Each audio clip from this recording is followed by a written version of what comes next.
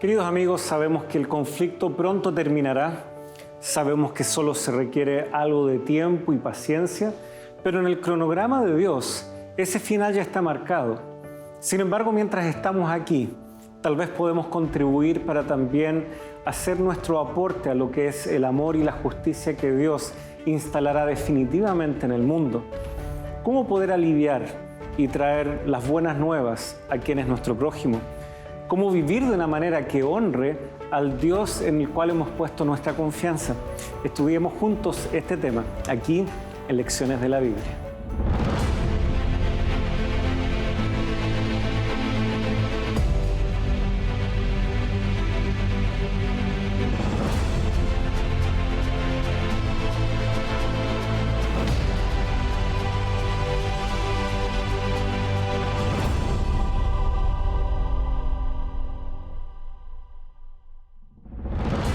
Esta semana, amor y justicia, los dos mandamientos más importantes. Si alguno dice yo amo a Dios y aborrece a su hermano, es mentiroso, porque el que no ama a su hermano a quien ve, no puede amar a Dios a quien no ve. Primera de Juan, capítulo 4, versículo 20. Un gusto, queridos amigos, bienvenidos a un nuevo programa de Lecciones de la Biblia, nuestro penúltimo capítulo en esta serie. Así que sin duda ya hemos recorrido bastante juntos, pero todavía quedan algunos elementos que poder puntualizar a modo ya sea de resumen o destacando finalmente los grandes elementos que conforman el por qué Dios es fiel y justo en su carácter y cuál es la base de ese carácter que justamente es su ley. Así vamos a revisar algunos de los puntos altos justamente de este aspecto y para eso está nuestro invitado, que ha estado con nosotros toda esta temporada, también en este capítulo, sin excepción, el pastor Sergio Celis. Muchas gracias por la oportunidad. Se ha pasado rápido, ¿no? Ha sido como que si recién comenzamos y ya estamos terminando este trimestre. Suele ser así con temas que fascinan, que interesan y sin duda tratar de entender este aspecto tan profundo como es el origen del mal, cómo Dios lo ha de resolver, sigue siendo también un misterio para nosotros muchos de los aspectos que aquí se han abordado, pero por lo menos tenemos una aproximación bien informada a la luz de la Biblia y creo también responsable a la luz de la evidencia que sí tenemos, porque es peligroso hablar de estos temas desde el silencio o a través de la especulación. Así que, queridos amigos, bienvenidos a un nuevo momento de diálogo junto a ustedes y vamos a, como ustedes ya saben, pedir la presencia de Dios también en oración. Padre amante que estás en el cielo, te agradecemos una vez más por cada capítulo hasta aquí, por la oportunidad que tenemos también ahora de abrir tu palabra, interiorizarnos sobre tal vez las bases, el fundamento de tu ley, que es un reflejo muy claro también de lo que es tu carácter. Ayúdanos a justamente entablar este diálogo con tu compañía, con la unción de tu Santo Espíritu.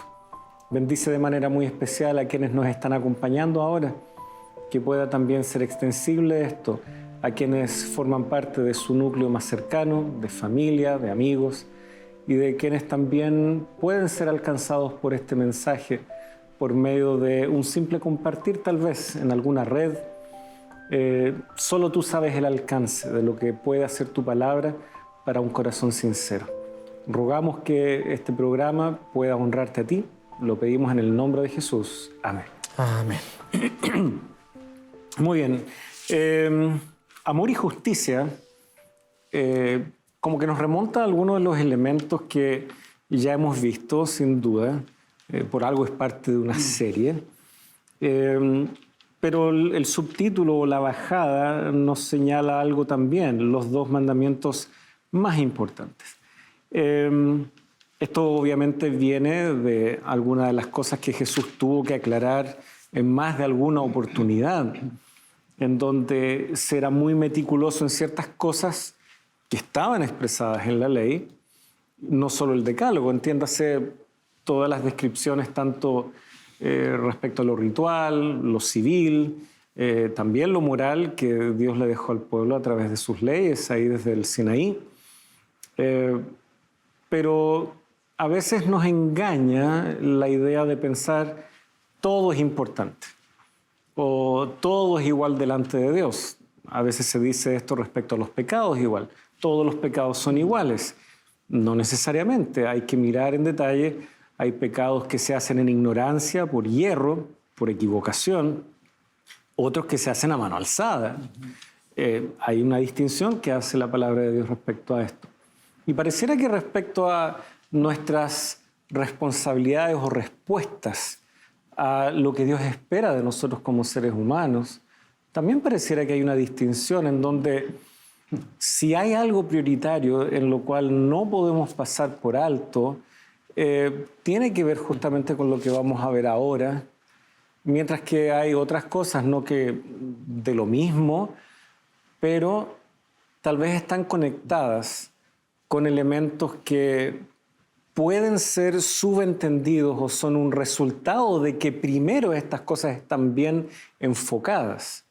Y entonces vamos a justamente ver esta situación porque a la hora que digamos todo es importante, pareciera de que nada es importante realmente.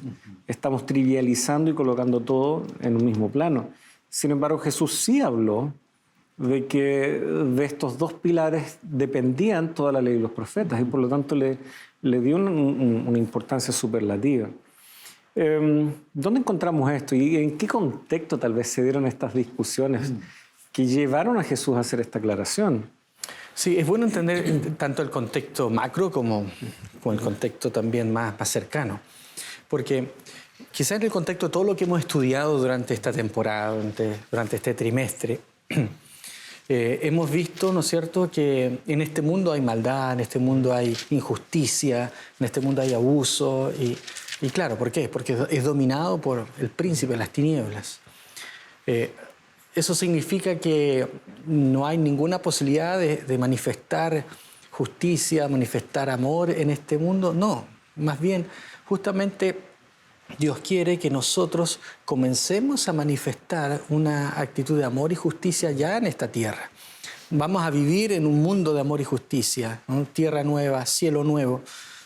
Pero eso ya es una realidad para nosotros, ¿no? Dios nos dice que es la manera en que los hijos de Dios debemos vivir. Entonces, creo que la mejor bajada, como tú has dicho, ¿no es cierto?, la mejor manera práctica de poder entender el carácter de Dios es nosotros reflejándolo en nuestras vidas, en nuestro quehacer.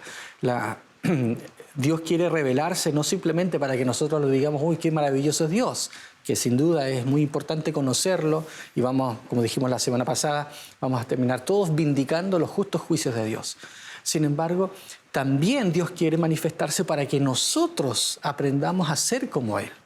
Y en este mundo de maldad, de injusticia, de dolor, de sufrimiento, podemos ser luces, podemos mostrar una luz de justicia, una luz de amor y que podamos manifestar a las personas que están a nuestro alrededor que a pesar de la injusticia y el dolor en este mundo, todavía podemos reflejar algo del carácter de Dios en todas nuestras actividades, nuestras relaciones, en nuestras relaciones de trabajo, familiares, con nuestros vecinos, en la iglesia, aquellos que participamos en la iglesia, se debe reflejar en todas nuestras acciones este mismo accionar. Así como Dios gobierna basado en sus leyes de amor, en su carácter de amor, nosotros también debemos proceder en esta tierra, en todo lo que hacemos, bajo los mismos principios.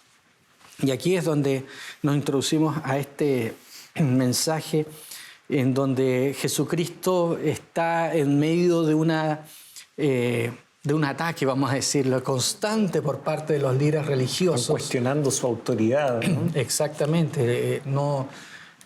Se quiere mostrar en dónde se va a equivocar, ¿no? ¿Cómo pueden sacarle algún tipo de palabra que lo lleve a poder cuestionarlo, a poder juzgarlo y a poder finalmente, según ellos, desenmascararlo, porque ellos quieren, digamos, de alguna manera minar su ministerio y tratar de usar esas palabras que él pueda decir para poder desbaratar, para poder destruir lo que Jesucristo está haciendo. Y aquí es donde viene una pregunta interesante ahí en Mateo capítulo 22, versículo 34, dice: entonces los fariseos, cuando oyeron que había hecho callar a los saduceos, interesante, cada uno de ellos, de estas sectas, de estos grupos que formaban la religión judía en aquel tiempo, ¿no? Los saduceos preguntando sobre la resurrección y esas cosas que ellos no creían. Y por otro lado, los fariseos, muy apegados a la ley, muy apegados al conocimiento de las Escrituras. Entonces los fariseos, cuando oyeron que había hecho callar a los saduceos, se reunieron. Y uno de ellos, ¿no? Es como que, a ver, ¿cuál va a ser nuestra movida? Ya, pregúntale tú, ¿no? Pregúntale tú. Hay una estrategia, ¿no? Sí. Para querer, de alguna manera, entrampar a Jesucristo. Y uno de ellos, intérprete de la ley, estamos hablando, ¿no es cierto?, de un doctor en Antiguo Testamento, podríamos decir, ¿no? De alguien que es muy preparado, muy capacitado en esto, le hace la pregunta: maestro, ¿cuál es el gran mandamiento en la ley? Debemos recordar que la ley para el judío no era solamente los 10 mandamientos, aunque sin duda eran la parte central, sino que la ley se refería a todos los escritos de Moisés, ¿no? La Torá. Ellos consideraban que los escritos del Antiguo Testamento, la Tanaj, una parte importante era la ley, ¿no es cierto?, la Torá, luego estaban, ¿no es cierto?, los escritos y los profetas, ¿no es cierto? Y para ellos la base de todo era Moisés, los escritos de Moisés. Y preguntan, ¿cuál es el principal mandamiento? ¿Cuál es el gran mandamiento de la ley? Supongo que ese era un tema de discusión y que ellos pensaron que a través de esa pregunta podría causar algún tipo de discusión o digamos encontrar algo por lo cual ser acusado, ¿no? Para después enjuiciar. O sea, no dejaba de ser una pregunta común, considerando que cada rabino quería hacer escuela, ¿no es cierto? Y habían escuelas rabínicas y habían pensamientos que, eran más representativos tal vez dentro del judaísmo. Y cada uno trataba de responder esta pregunta, ¿ya? Buscando qué es lo más... si se hubiera que sintetizar, ¿qué es lo que logra transmitir la esencia, lo más representativo de lo que Dios ha dicho en su ley? Así que no era una pregunta del todo fuera de lugar, pero la intención en este contexto sin duda era de tal vez querer generar una polémica que les diera la excusa, como tú estabas señalando. Y la respuesta de Jesucristo no se deja esperar. Jesucristo tiene muy clara su respuesta. Y es una respuesta doble, ¿no? Porque Jesús le dice en el versículo 37, amarás al Señor tu Dios con todo tu corazón, con toda tu alma y con toda tu mente. Este es el primero y grande mandamiento. Y luego en el versículo 39 dice, y el segundo es semejante, amarás a tu prójimo como a ti mismo. De estos 2 mandamientos dependen toda la ley y los profetas. Jesucristo acá, al responder, está haciendo alusión a textos del Antiguo Testamento. Primero ahí en Deuteronomio capítulo 6, en el contexto de la Shema, Dios le dice a su pueblo que ellos debían enseñar a sus hijos a amar a Dios, ¿no? Y amarlo de esta manera, de una manera, vamos a decir, con todo tu corazón, con toda tu mente. Habla de un compromiso con Dios completo, ¿no? Intenso, por así decirlo. Y luego el versículo 39 hace alusión a una declaración que aparece en Levítico 19, 18, que está en el contexto de las leyes que Dios le da a su pueblo en relación a la justicia social que tenía que haber entre ellos, ¿no? Cómo ellos debían relacionarse unos con otros. Por lo tanto, el amor y la justicia de Dios de alguna manera están expresados también en estos mandamientos. El amor a Dios es la base, digamos, de todas nuestras relaciones con Él, pero Dios quiere que ese amor a Él también se manifieste con el amor al prójimo, ¿no? Entonces estamos hablando de un compromiso radical con Dios y también un compromiso radical con mi prójimo, en el sentido de poder ser justos en nuestros tratos unos con otros. Por lo tanto, se puede decir que hay aquí una alusión clara a estos elementos del amor de Dios y su justicia que Él quiere que se manifieste también entre sus hijos. Por lo tanto, digamos, hay aquí una respuesta que Jesucristo da que resume bastante bien, creo yo, ¿Cuál es la voluntad de Dios para sus hijos? Estar en buenas relaciones con Dios y en buenas relaciones con el prójimo. Y ahora, ambos mandamientos, dice ahí, en esos descansan el resto de la ley y los profetas. Eso bien establecido es necesario. Ahora, cómo se aplica a nosotros va a tal vez variar de persona en persona, porque también la guía de estudio nos hace reflexionar sobre la experiencia del joven rico o de este príncipe del pueblo de Israel, que podríamos decir respecto a estos dos, cuando Jesús, ¿no es cierto?, les señala, y estamos hablando del capítulo 19 ahora de Mateo, ¿qué debo hacer? Esa es su pregunta. ¿Haciendo qué cosa? ¿Verdad? ¿Qué cosa buena haré para obtener la vida eterna? ¿Ya? ¿Los mandamientos conoces? ¿No es cierto? La respuesta de Jesús es bien interesante, porque me llamas bueno, etc. Pero cuando se trata acerca de los mandamientos, que de ahí venimos al haber leído el capítulo 22, no matarás, no cometerás adulterio, no hurtarás, no darás falso testimonio, honra a tu padre y a tu madre y amarás a tu prójimo como a ti mismo. Notemos que el joven dice, con mucha tranquilidad, versículo 20, todo esto lo he guardado, ¿qué me falta todavía? Otras versiones, todo esto lo he guardado desde mi juventud, ya en los paralelos sinópticos. ¿Podría uno decir, ¿será que este joven estaba siendo un poco orgulloso, presuntuoso? Yo creo que no, él estaba respondiendo de manera muy honesta. ¿Ya? Si es por lo que la ley exige, incluso en la superficie, lo que dice la letra de la ley, si es por la intención detrás, también hacerlo de corazón, yo creo que algún ser humano perfectamente puede decir, yo honestamente he tratado de hacerlo mejor. Pero, ¿dónde lo apretaba más respecto a estos dos mandamientos? Y es por eso que Jesús, entonces, mirándole, le amó, como dice, ¿no es cierto?, el otro evangelio, pero hay algo más que le falta. Si quieres ser perfecto, y tiene que ver con esto, algo le está faltando. Ve y vende todo lo que posees, dalo a los pobres y tendrás tesoro en el cielo. Y ven, sé mi discípulo. Y aquí hay algo interesante, porque en Mateo esta idea de ser discípulo viene a reemplazar esta noción de justicia de alguna manera. Porque se nos puede configurar un cuadro bien interesante en donde vemos que Jesús dice, si la justicia de ustedes no fuera mayor a la de los escribas, la de los fariseos, ¿qué? ¿Tenemos que ser más rigurosos que ellos? No, no. No está hablando de ese legalismo y de ese observar solo en la superficie. Tiene que ver con esto, ser discípulos de Jesús y hacer la voluntad de Dios. Por lo tanto, justicia casi se vuelve en el Evangelio de Mateo un asunto de, miren, ellos se comportan así, está bien, ustedes también lo debieran hacer, pero no es una competencia de quién cumple más, quién cumple menos. Tiene que ver con si ustedes están dispuestos a seguirme, a colocarme en primer lugar. Por lo tanto, hay mucha gente que puede portarse muy bien, pero decidir no seguir a Jesús, no ser cristianos, no creer en Dios.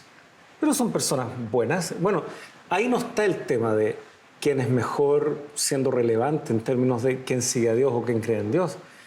Es dónde están nuestras prioridades, qué estamos dispuestos a renunciar para ganar algo mucho mayor como es la salvación. Por lo tanto, aquí estaba el problema del joven. No todos estamos en la misma condición de este joven, en donde tal vez las riquezas pueden ser nuestra piedra de tropiezo para avanzar más en una madurez cristiana.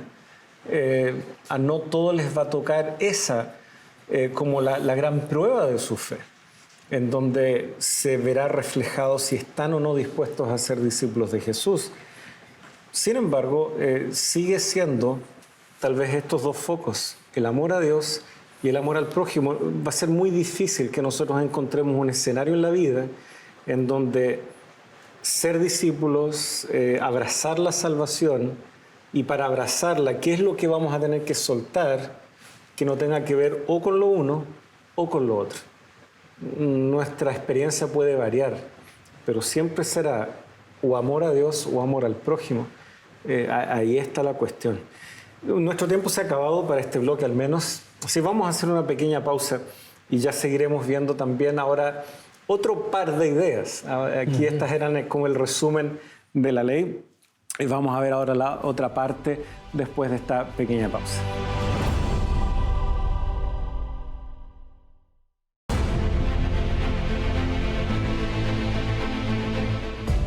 Ya estamos de regreso, queridos amigos. Gracias por permanecer en nuestra compañía. Estamos entonces revisando junto a ustedes. Por un lado, ya hemos visto los dos más grandes mandamientos, y esto se desprende de cómo Jesús justamente vio que la justicia, el aproximarnos a Él como sus discípulos, tiene que ver con una entrega plena, en donde las prioridades están claras. Y bueno, no siempre esto estuvo tan claro en la historia del pueblo de Israel, en la historia tal vez personal, nuestra, en donde también se dejan entrever luchas que nosotros podemos tener. Y nuevamente, de las muchas que podemos tener, tentaciones que se nos presentan diariamente, tropiezos que hemos tenido en nuestra experiencia, nuevamente, ¿será que hay una manera representativa de ver, bueno, si tuviéramos que reducir esto a dos, cuáles son tal vez las más recurrentes o las que en principio logran describir las múltiples facetas o manifestaciones del pecado? Yo creo que para quienes están siguiendo la guía de estudio, justamente ahí el día lunes, viene este título justamente así, los dos mayores pecados, ¿ya? El primero, tal vez se amparan algunos textos allí, pero específicamente se nos invita a leer el Salmo 135. Y me parece que eso se puede resumir en una palabra que empieza con I, y que ha sido hallada en la boca de muchos profetas del Antiguo Testamento una y otra vez. Es la idolatría, ¿sí? Allí en el versículo 13 en adelante de este salmo nosotros encontramos cómo esta situación fue recurrente y desplazaron al Señor eterno, que se identifica ahí en el versículo 13, por estos ídolos de las naciones que son solo de plata, de oro, obra de manos de hombre.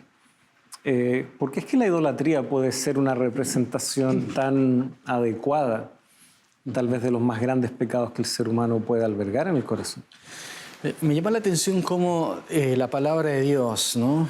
Reflejando quizás los propósitos de la voluntad de Dios, nos muestran, como tú decías, dos caras de la misma moneda respecto a ciertos elementos. Porque, volviendo quizás un poquito a lo del joven rico, ¿no? Que él dice, no, yo he guardado todos los mandamientos en que no he hecho cosas malas. Pero el Señor le dice, bueno, te falta entonces no solamente dejar de hacer lo malo, sino comenzar a hacer lo bueno. Y hay no es solamente no hacer esto, sino hacer ciertas cosas. ¿Eh? Y vamos a decir que es como otro nivel, un nivel avanzado de vida cristiana. 2.0. Exacto, porque generalmente el legalista se conforma con no hacer cosas. ¿Ya? Bueno, yo no soy como este publicano recordando ahí al fariseo, yo no hago las cosas que él hace, ¿no? Con no hacer cosas o tener una lista de cosas de qué hacer, sino que el Señor nos dice, no es solamente abstenerse de hacer lo malo, sino hacer lo bueno. Y nos recuerda Santiago también que dice, el que sabe hacer lo bueno y no lo hace, le es pecado. O sea, ¿hasta qué punto Dios nos pide que nosotros demostremos nuestra fidelidad a Él? En el caso del joven rico fue algo bastante radical. No significa necesariamente que Dios a todos nos está pidiendo que dejemos todo botado y lo sigamos, sino que hay cosas en nuestra vida que pueden estar ocupando el lugar que le pertenece a Dios. Y acá es donde entramos al tema de la idolatría. La idolatría era reemplazar a Dios por otro Dios. Y en nuestro tiempo dice, bueno, yo no tengo ídolos, yo no tengo cosas que yo venero, no, yo soy cristiano. Sí, pero puede ser que hayan cosas en nuestra vida que están ocupando el lugar que debiera ocupar Dios. Entonces, la idolatría es el mayor pecado que podemos hacer en cuanto a este primer gran mandamiento, ¿no? Amar a Dios sobre todas las cosas. No hacerlo es caer en idolatría. Y cualquier cosa que estemos amando más que a Dios se vuelve en un ídolo. Yo pregunto, ¿qué es lo que a nosotros nos motiva, nos mueve en nuestra vida?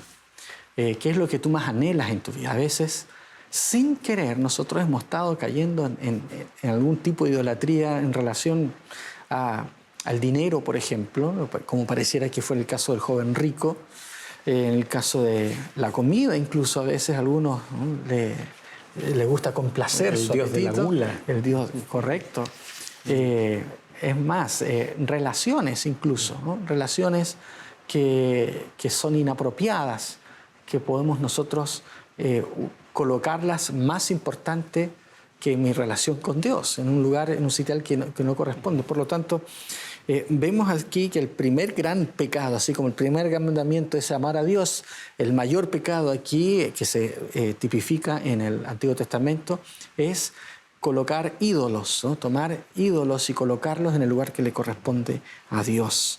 Por lo tanto, la idolatría es la idolatría moderna, digamos, que no se refleja en estos ídolos de yeso o barro, aunque puede ser que alguno tenga de eso, tiene que ver justamente con eso, con no ser capaces de poner a Dios en primer lugar.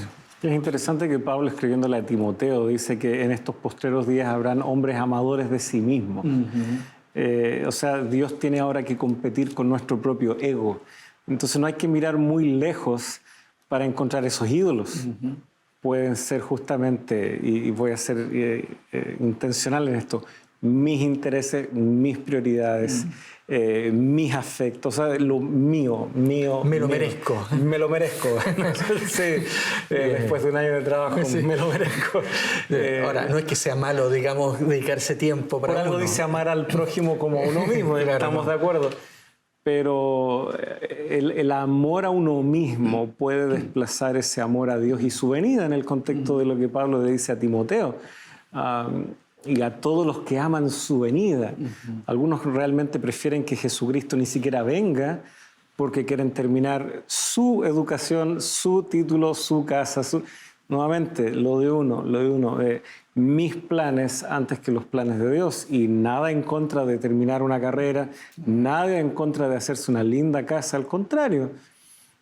Pero nunca a expensas de que falle y muera el amor por Dios. Y ahí está el tema. Lo otro que se nos sugiere aquí se desprende de un pasaje de Zacarías. Ahora, encontrar pasajes como estos en el Antiguo Testamento están por todos lados. Muy fácil de encontrarlos. Zacarías ha sido elegido, nada malo en aquello, sin duda.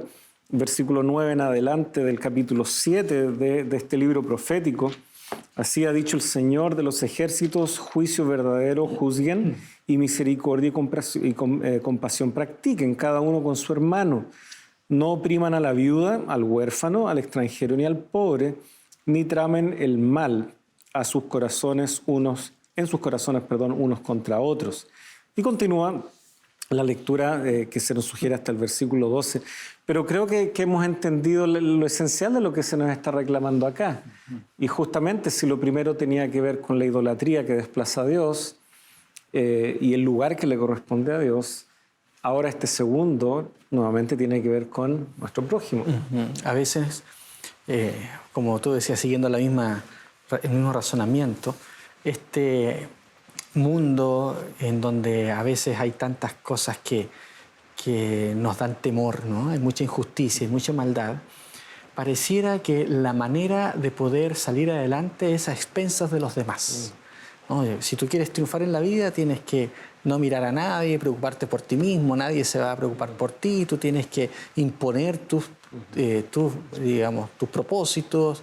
Es como una competencia, ¿no? Es como que si dejo que el otro avance más que yo, voy a estar perjudicado. Totalmente contrario a lo que la Biblia y los principios de Dios nos presentan. La Biblia nos dice que uno de los elementos más importantes que Dios espera de nosotros es que aprendamos también a pensar en los demás. Ama a tu prójimo como a ti mismo. Y se nos invita a luchar por la justicia, por el trato justo a las personas que trabajan para nosotros o con nosotros, ¿no? A veces, por muy humildes que podamos ser, siempre hay personas por las cuales podemos ejercer cierta autoridad, podríamos decir, ¿no? A veces puede ser alguien que nos ayuda en la casa, digamos, con los quehaceres del hogar. A veces cuando nosotros mismos vamos a pedir un servicio, ¿no? Que hoy día se habla mucho del servicio al cliente, ¿no? Y demandamos nuestros privilegios, por así decirlo, ¿no? Y lo cual no está mal, está bien. O sea, uno está pagando por un servicio y se espera que se responda bien. Pero a veces, en medio de estas cosas, nos descuadramos y comenzamos a exigir ser tratados de cierta manera y que si no cumple los estándares que nosotros pensamos, nos sentimos con el derecho a tratar mal a la otra persona, a tratarla con displicencia o de una manera injusta. No estamos hablando solamente de cuestiones de dinero, ¿no? Porque obviamente si tenemos a alguien trabajando nosotros debemos pagarle justamente. No solamente de eso, sino estamos hablando de nuestro trato personal. ¿Cómo hablamos, cómo tratamos a los que están a nuestro cargo? Nosotros somos profesores, ¿no? Quizás debiéramos preguntarnos cómo nos ven nuestros estudiantes, ¿no? Si estamos realmente reflejando este sentido de justicia, de misericordia que Dios quiere que reflejemos, obviamente, ¿no es cierto?, de manera justa, ¿no? Nos falta a veces el que se quiere aprovechar a veces, porque algunos dicen, ¿pero para qué si después se aprovechan? Bueno, no es eso lo que Dios te está evaluando, ¿no? Si se aprovechan o no, sino justamente si tú estás actuando con justicia por las personas que están a tu cargo, en tu familia, en tu trabajo, en tu colegio, tus compañeros, tus colegas, ¿no? Dios espera que nosotros actuemos de una manera en la cual estimemos a los demás como personas que son valiosas para Dios. Me gusta cuando Pablo lo dice ahí en Filipenses capítulo 2, dice, no estimando a los demás como inferiores a sí mismos, no recuerdo especialmente la palabra que lo utiliza, sino que dice teniendo ese mismo sentir que hubo en Cristo Jesús, ¿no? Que el cual, siendo Dios, no estimó el ser Dios como cosa que aferrarse, sino que Él estuvo dispuesto a ponerse en condición de siervo. Y humillarse. De humillarse. Y eso nos cuesta, nos cuesta mucho, porque sabemos que en este mundo hay gente que se aprovecha, que abusa de eso. La Biblia nos dice que si nos golpean en la mejilla tenemos que dar la otra. Es como difícil poner eso en práctica. Pero es interesante que este mandamiento que Jesús da, que aparece en el Antiguo Testamento, ama a tu prójimo como a ti mismo, de alguna manera aparece después replicado por Jesucristo cuando dice que debemos amarnos como Él nos amó. Por lo tanto, Jesucristo llega a ser el máximo ejemplo de amor, de entrega y de humildad en ese sentido, de justicia hacia los demás. Sí, como tú mencionabas, ¿no? Cuando se trata de amar al prójimo como a uno mismo, se mezcla también el respeto, el amor propio con el trato a los demás, y cuando ese trato no es recíproco, como tú bien decías, ¿hasta dónde llego? Porque también hay un amor por mi integridad propia o la de mi familia, la que está también en juego. O sea que sí, sin duda es algo que tenemos que madurar mucho, en lo que seguramente nos vamos a equivocar más de alguna vez, pero en lo que nunca debiéramos bajar los brazos. Entender de que es un desafío que lo vamos a estar construyendo y mejorando nuestra comprensión y obviamente cómo lo llevemos a la práctica. Pero aquí está, ¿no? Dos desafíos que si vemos dónde está el fallo en ambos casos, y la lección así lo señala, ¿no? En ambos grandes pecados consisten en la ausencia del amor. Así lo redacta el autor. Y es muy cierto. La idolatría es cuando no amo a Dios más que las demás cosas, incluso más que uno mismo, y yo paso a desplazar a Dios, como destacábamos. Y también respecto al prójimo. Cuesta tal vez amar a quien no hemos visto. ¿Ya? Los autores del Nuevo Testamento hacen ese hincapié. Pero entonces, ¿cómo vamos a amar a Dios al que no hemos visto, si incluso al que vemos, que es nuestro prójimo, no lo amamos? Así que vemos que están íntimamente ligados. Y por eso Jesucristo yo creo que lo formuló así. Ambas cosas construyen la base y el cimiento de lo que es nuestro vivir aquí. Y Juan dice que si yo digo que amo a Dios, pero no amo a mi hermano, lo aborrezco, entonces soy un mentiroso. La verdad como no que está en mí. mi falta de amor al prójimo, de alguna manera, muestra que en realidad nunca he amado a Dios de verdad. Y que no he sido transformado por su amor. Y por lo mismo, enunciarlo es importante, entenderlo es importante, porque podríamos incluso ignorar esto, ni siquiera valorar esta enseñanza como relevante. Pero ya un gran paso es, sí, esto es importante, esto es lo que dice la Escritura, esta es la verdad que me debe guiar. Pero ahora viene, ¿no es cierto?, el desafío de vivirlo. Y en eso qué bueno es que Dios todavía nos tenga paciencia y que este conflicto todavía no se haya resuelto, porque Dios también es paciente con sus propios hijos. A veces nosotros pensamos que la paciencia de Dios es solo para la gente que está como perdida en el mundo, como decimos. Pero ¿y qué hay de nosotros? Hay todavía elementos que nosotros debemos aprender a renunciar, a dejar, para ser verdaderamente discípulos de Jesús. Así que bueno, tenemos, ¿no es cierto?, algunas ideas que quisiéramos todavía desarrollar, pero vamos a hacer una pausa aquí. Las vamos a desarrollar ya en el siguiente bloque, así que un momentito y ya estamos de regreso junto a ustedes.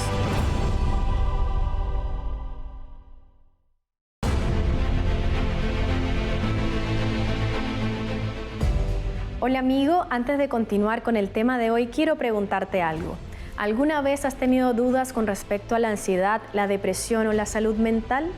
La Escuela Bíblica de Nuevo Tiempo ha preparado este material de estudio llamado Sentimientos, la ciencia del existir. Esta guía aborda de forma práctica y sencilla los temas del día a día desde un enfoque científico. Para solicitarla, solo debes escribir al número que está apareciendo en pantalla o también lo puedes hacer ingresando a nuestro sitio web. Estaremos esperando por ti.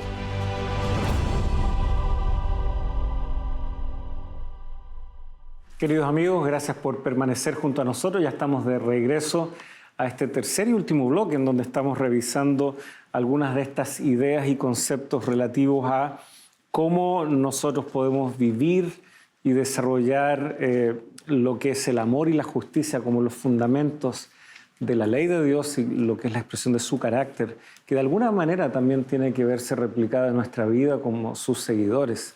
No siempre es fácil, ya hemos hecho esa observación, pero debemos colocarlo como la meta a alcanzar.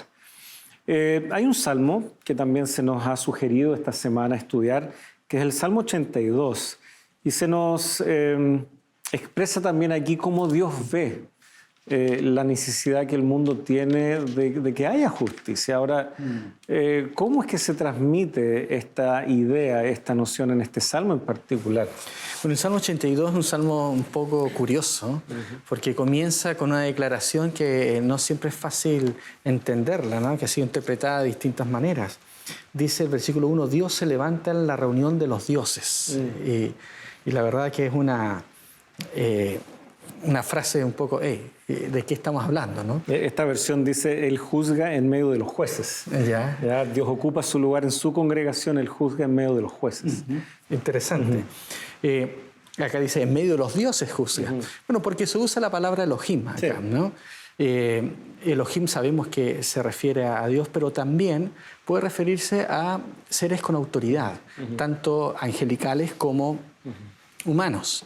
Muchos dicen que esta es una alusión también al concilio celestial que hemos estado hablando en algún momento, pero que tiene una aplicación también a los jueces de Israel, aquellos que estaban puestos por Dios para poder actuar en su nombre, en su lugar, actuar de manera justa. Y Dios reprende a estos jueces porque no han hecho lo que les correspondía hacer. Estamos hablando, ¿no es cierto?, que así como en el concilio celestial hubo un conflicto respecto a cómo reflejar o entender el carácter de Dios, ¿no?, haciendo esa alusión, hay también un problema a veces entre nosotros, entre los hijos de Dios. Estamos hablando del pueblo de Dios, estamos hablando de los jueces de Israel, que Dios le encarga actuar en beneficio de aquellos que eran menesterosos, pobres, oprimidos y debían traer justicia al pueblo. Sin embargo, ellos no lo estaban haciendo. Yo creo que aquí hay una aplicación interesante para nosotros. especialmente aquellos que somos líderes de alguna manera de la iglesia.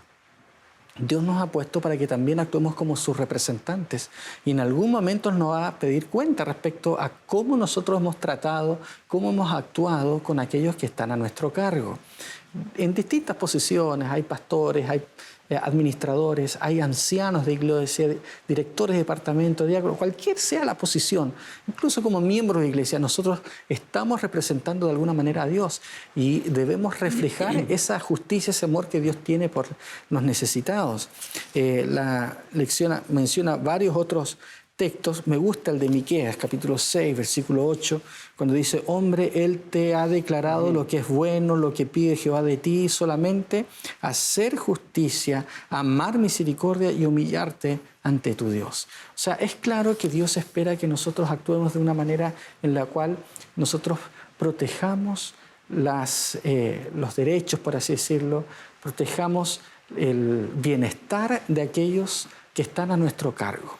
Incluso si no tenemos personas a cargo, nosotros debemos procurar actuar siempre y manifestar siempre la justicia de Dios por sobre todas las criaturas, ¿no? Todas sus criaturas merecen un trato digno, de respeto, y aquí se nos recuerda eso también. Y bueno, justamente es con este trasfondo que este reclamo que tiene Dios, tal como lo refleja el Salmo 82, es el reclamo y la queja que viene ya casi como una sentencia a los dirigentes del judaísmo en el primer siglo, que Jesús tiene que reprender. Mateo capítulo 23 es ese momento cúlmine respecto a la responsabilidad en la cual ellos han fallado, y como resultado de aquello vendrá lo que es anunciado en el capítulo que sigue, en el 24, en donde se anuncia la caída, la destrucción de Jerusalén, justamente porque no han sabido reconocer la venida de Dios a través del Mesías, que es Jesús. Pero ¿de quién fue esa responsabilidad? Los evangelios nos presentan, curiosamente, varios grupos. Por un lado están las multitudes, por otro lado también están los discípulos, ese grupo mayor que seguía a Jesús, pero también están estos líderes, estos formadores de opinión. Había más de una secta dentro del judaísmo del primer siglo, pero todos ellos eran líderes de opinión, se hacían responsables tal vez de dirigir al pueblo en una dirección u otra. Y justamente en Mateo 23, Dios dirige la atención hacia cómo ellos han fallado, y como resultado de aquello hay estos ayes, ¿no es cierto?, que se asoman a contar del versículo 13 contra los escribas y fariseos, porque le han dificultado o han hecho imposible incluso que el pueblo conozca a Dios tal como es presentado en la Escritura, y lo han presentado a través de tradiciones y cosas que han nublado la vista de la gente. Pero aún así, no están del todo exentos solo por haber sido mal guiados por estos líderes, porque ellos también han estado ya 3 años y medio escuchando la predicación de Jesús, y algunos aún así no están respondiendo a la invitación de Jesús y están prefiriendo las tradiciones de hombres. El versículo 23, ¿no? Mateo 23, creo que es muy decidor. Sí. Dice: ay de vosotros, escribas y fariseos hipócritas, porque diezmáis la menta, el anís, el comino, y dejáis lo más importante de la ley, la justicia, la misericordia y la fe. Esto era necesario hacer sin dejar de hacer aquello. Pareciera que Jesucristo pone como en contrapeso ciertas cosas. Ellos se preocupaban mucho por cumplir la ley. No solamente lo que estaba estipulado en la Torá, sino también las tradiciones que los rabinos habían establecido sobre aquellas cosas que estaban en la ley, ¿no? Entonces, ellos procuraban ser muy rigurosos en ese cumplimiento de la ley. Pero pensaron que lo que Dios pedía era eso, el ser muy rigurosos en cumplir cada detalle de la ley.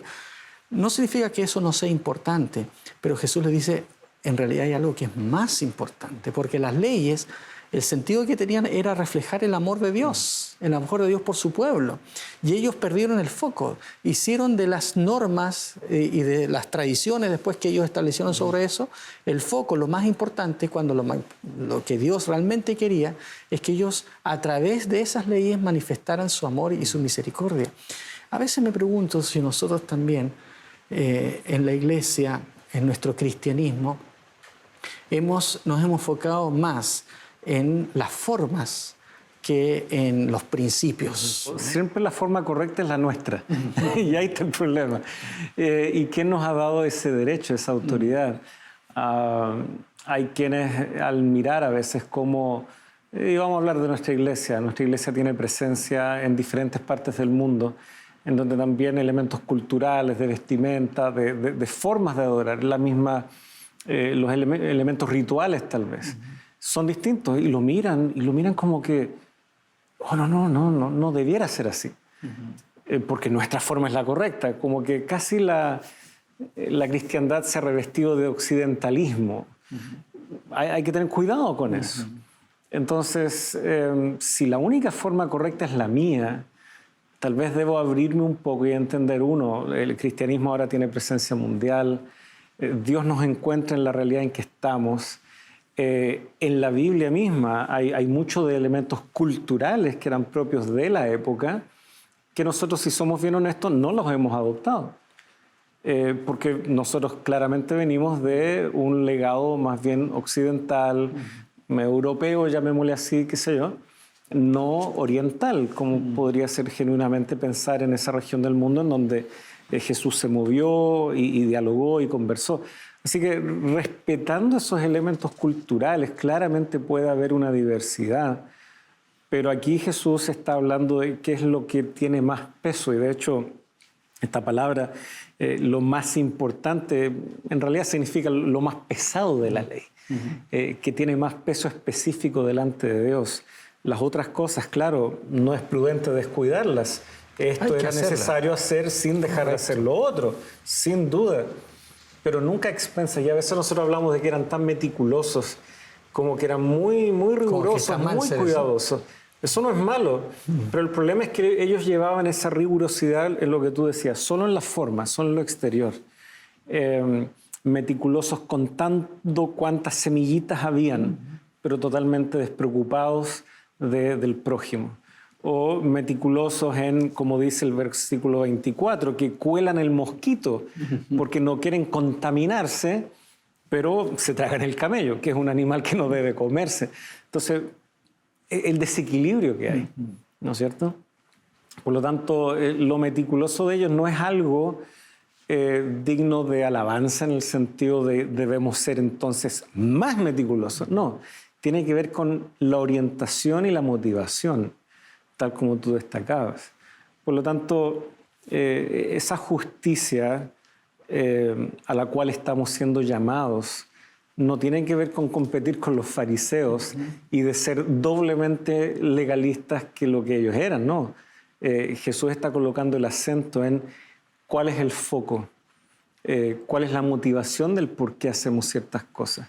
Alguien puede cumplir muy meticulosamente con la forma y conformarse y decir, ok, yo estoy listo, ¿dónde está mi pase al cielo?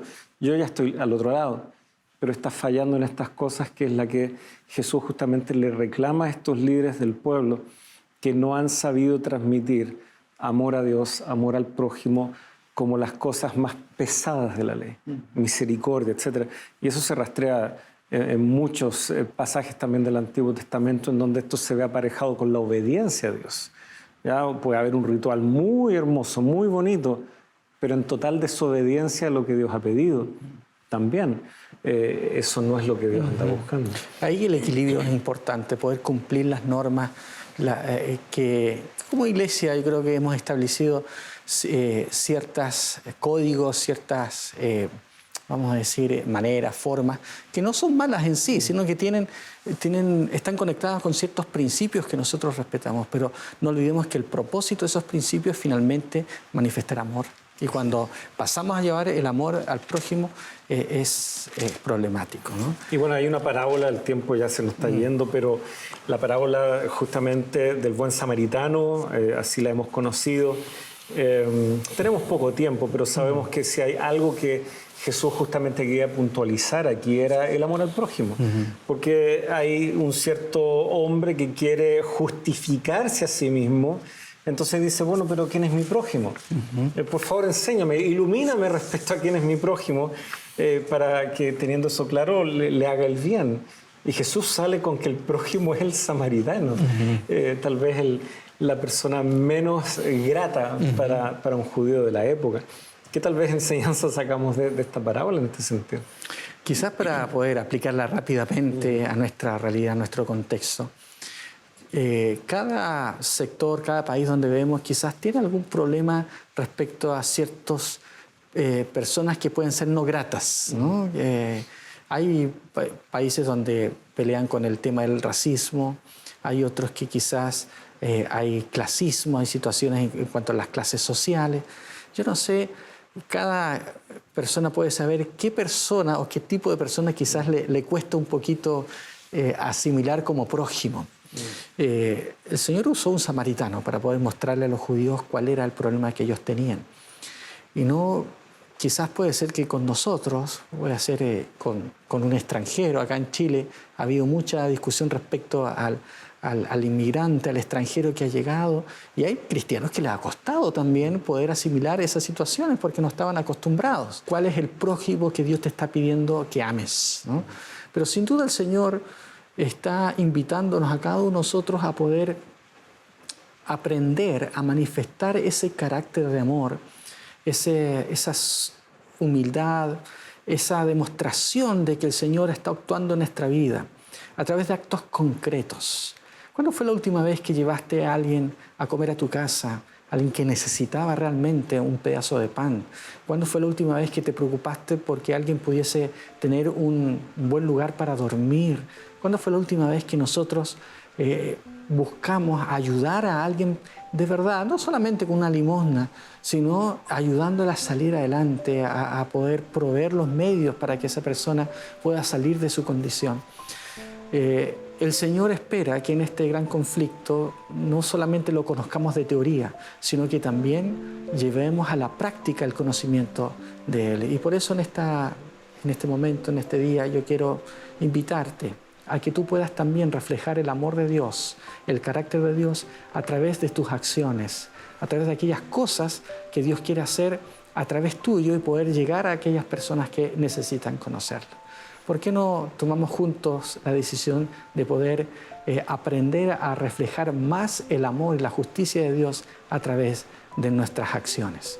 Oremos juntos. Amante y cariñoso Padre, te damos gracias porque nuevamente tú nos invitas a conocerte. Nos invitas, Señor, a poder tomar decisiones en nuestra vida a fin de que podamos reflejar mejor quién eres tú. Señor, alrededor nuestro hay personas que necesitan conocerte. Señor, quizás en nuestro corazón hay orgullo, hay egoísmo que están quitando el lugar que a ti te pertenece, una especie de idolatría. Señor, quizás no estamos amando, no estamos preocupándonos de nuestro prójimo como tú quisieras que lo hiciésemos. Señor, ayúdanos a que podamos darnos cuenta de nuestra condición y poder tomar decisiones prácticas para poder llevar esa justicia y ese amor que tú nos manifestaste también hacia otras personas. Que eso pueda ser una realidad en nuestra vida, Señor, lo pedimos en el nombre de tu Hijo amado Cristo Jesús. Amén. Amén. Amén. Muchas gracias, Pastor, por la invitación, el desafío, y queridos amigos, también queda la invitación abierta para la que será nuestra última jornada, nuestro último encuentro y capítulo en esta serie de lecciones de la Biblia. Así que será hasta la próxima semana.